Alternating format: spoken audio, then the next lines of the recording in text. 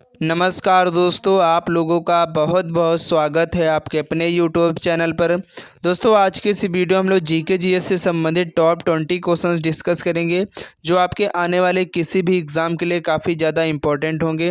दोस्तों, अगर आप लोग 2024 में किसी भी एग्ज़ाम की तैयारी करते हो तो जीके जीएस के ऐसे क्वेश्चन आपके सभी एग्ज़ाम में बार बार पूछे जाते हैं कि सरिस्का टाइगर रिजर्व भारत के किस राज्य में स्थित है, राष्ट्रीय खेल दिवस कब मनाया जाता है, भारत के किस राज्य में गधों की पूजा की जाती है। तो दोस्तों, आज की इस वीडियो में आप लोग लास्ट तक बने रहिएगा इन सभी क्वेश्चन के आंसर जानने के लिए। तो चलते हैं दोस्तों, आज की इस वीडियो को हम लोग बिना टाइम वेस्ट किए स्टार्ट कर लेते हैं। दोस्तों, आपकी स्क्रीन पर फर्स्ट क्वेश्चन है कि बोमडीला दर्रा भारत के किस राज्य में स्थित है। देखिए, आपके सभी एग्जाम में क्वेश्चन बहुत बार पूछा जा चुका है। तो दोस्तों, आपको ध्यान रखना, जो बोमडीला दर्रा है ये भारत के किस राज्य में स्थित है। तो दोस्तों, ये आपके अरुणाचल प्रदेश राज्य में स्थित है। तो क्वेश्चन का जो ऑप्शन ए है ये बिल्कुल करेक्ट हो जाएगा। चलिए, इसके बाद नेक्स्ट क्वेश्चन है। अगर दोस्तों आपको किसी भी क्वेश्चन के यदि आंसर मालूम हो तो आप लोग उस क्वेश्चन का आंसर जो है कमेंट बॉक्स में बिल्कुल बता सकते हैं। तो नेक्स्ट क्वेश्चन है दोस्तों कि आम का सर्वाधिक उत्पादन भारत के किस राज्य में होता है। दोस्तों, जो फसलों से संबंधित उत्पादन होते हैं वो इस प्रकार के क्वेश्चन भी आपके एग्जाम में पूछे जाते हैं कि किस राज्य में कौन सी फसल सबसे ज़्यादा पैदा होती है।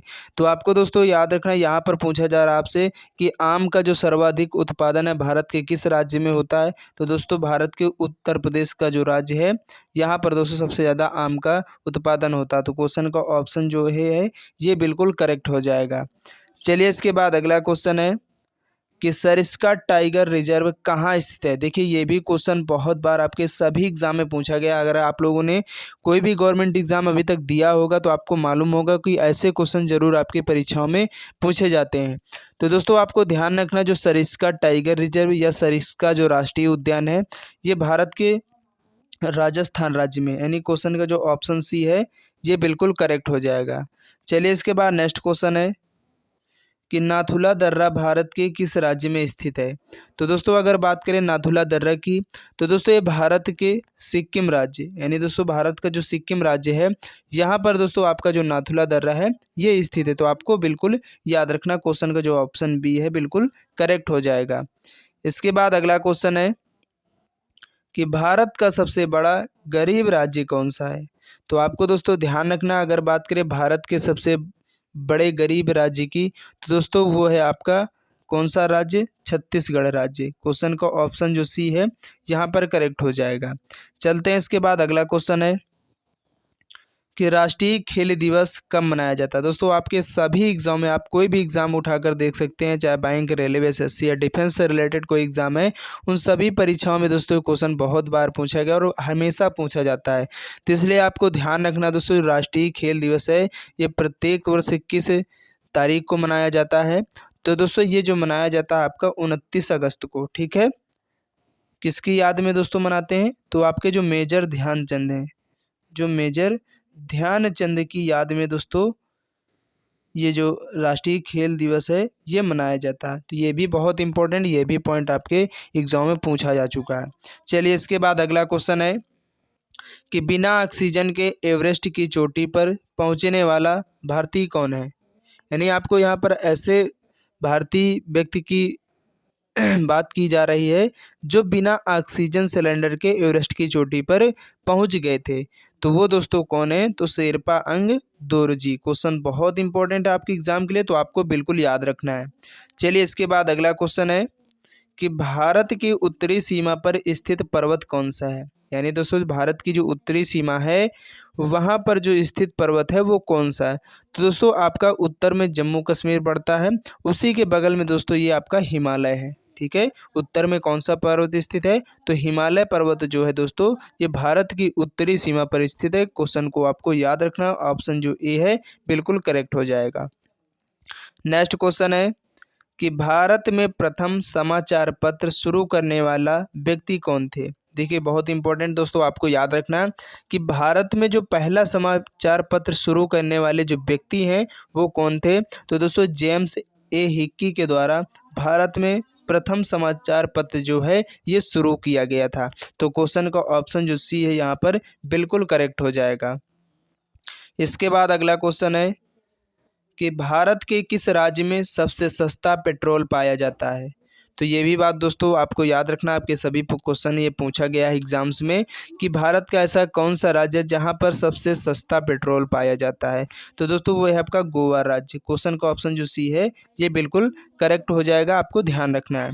अगर दोस्तों वीडियो पसंद आ रही तो आप लोग जरूर वीडियो को लाइक कर दीजिएगा, ज़्यादा से ज़्यादा अपने फ्रेंड तक इस वीडियो को शेयर भी कर दीजिएगा, ठीक है, क्योंकि ऐसे क्वेश्चंस मैं अपने इस चैनल पर डेली लेकर के आता रहता हूँ। और ये सभी क्वेश्चन अगर आप लोग अपनी जीके जीएस को अभी से मजबूत करना चाहते हो, ठीक है, तो आप लोग हमारे इस चैनल पर अगर पहली बार आए हैं तो प्लीज़ आप लोग चैनल को जो है सब्सक्राइब करना बिल्कुल भी मत भूलिएगा। तो चलिए नेक्स्ट क्वेश्चन है दोस्तों कि भारत के किस राज्य में सबसे ज़्यादा सेब का उत्पादन होता है। यानी यहाँ पर आपको दोस्तों बताना है कि भारत का ऐसा कौन सा राज्य है जहाँ पर सबसे ज़्यादा सेब का उत्पादन होता है। तो आप सभी को मालूम भी होगा वो है आपका जम्मू कश्मीर राज्य। क्वेश्चन का ऑप्शन जो ए है ये बिल्कुल करेक्ट हो जाएगा।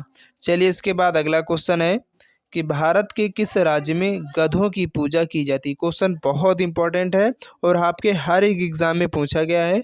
तो आपको ध्यान रखना भारत का ऐसा कौन सा राज्य है जहाँ पर गधों की पूजा की जाती है। तो दोस्तों वह है आपका राजस्थान राज्य। क्वेश्चन का ऑप्शन जो बी है बिल्कुल करेक्ट हो जाएगा। चलिए इसके बाद अगला क्वेश्चन है भारत का सबसे स्वच्छ शहर कौन सा है। यानी दोस्तों आपको बताना है कि भारत का सबसे जो स्वच्छ शहर है वो कौन सा है। तो दोस्तों वह है आपका इंदौर। अगर बात करें दोस्तों इंदौर कहाँ पर पड़ता है तो भोपाल में पड़ता है, ठीक है, भोपाल में दोस्तों आपका जो है ये इंदौर पड़ता है, तो आपको याद रखना है।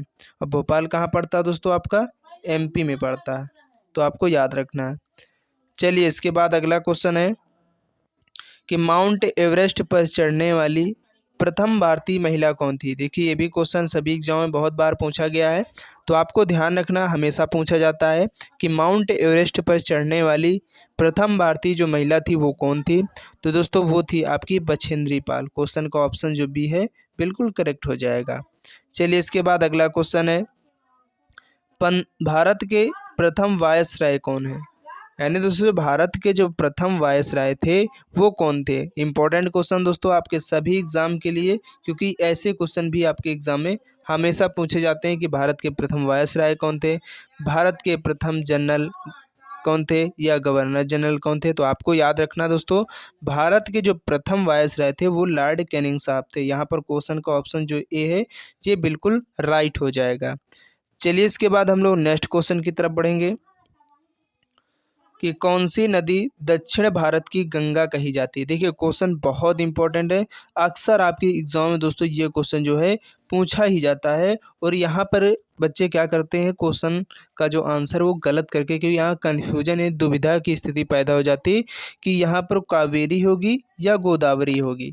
तो आपको जब आपके एग्ज़ाम में क्वेश्चन पूछा जाए तो आपको बिल्कुल भी टेंशन नहीं लेना है, बिल्कुल क्वेश्चन को सही से पढ़ना है कि यहाँ आपसे पूछा जा रहा है कि कौन सी नदी दक्षिण भारत की गंगा कहलाती है। तो दोस्तों जब दक्षिण भारत की गंगा पूछे तो आपको गोदावरी जिस ऑप्शन में होगा उसको टिक करके आना, यानी यहाँ पर क्वेश्चन का ऑप्शन जो बी है ये बिल्कुल करेक्ट हो जाएगा।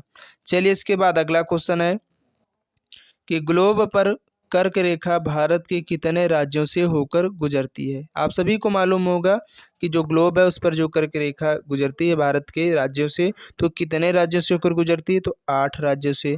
आपको क्वेश्चन में एक और क्वेश्चन बताना है कमेंट बॉक्स में कि जो 8 राज्य हैं वो कौन कौन से राज्य हैं, यानी राज्यों के आपको नाम बताना है यहाँ पर कि वो कौन से राज्य हैं जहाँ से जो है आपकी कर्क रेखा गुजरती है। ठीक है, 8 राज्यों के आपको नाम बताना है कमेंट बॉक्स में। ठीक है, चलिए नेक्स्ट क्वेश्चन होगा भारत में झंडा दिवस दिसंबर में किस तिथि को मनाया जाता है। पहली बात तो झंडा दिवस कब मनाया जाता है, दिसंबर में मनाया जाता है, लेकिन दिसंबर में किस डेट को मनाते हैं ये इंपॉर्टेंट है। तो आपको दोस्तों ध्यान रखना 7 दिसंबर को प्रत्येक वर्ष झंडा दिवस के रूप में हम लोग मनाते हैं। कब मनाते हैं दोस्तों झंडा दिवस, तो 7 दिसंबर जो है इस दिन हम लोग भारत में झंडा दिवस के रूप में मनाते हैं। तो ये बात आपको याद रखनी, क्वेश्चन का जो ऑप्शन डी है बिल्कुल करेक्ट हो जाएगा।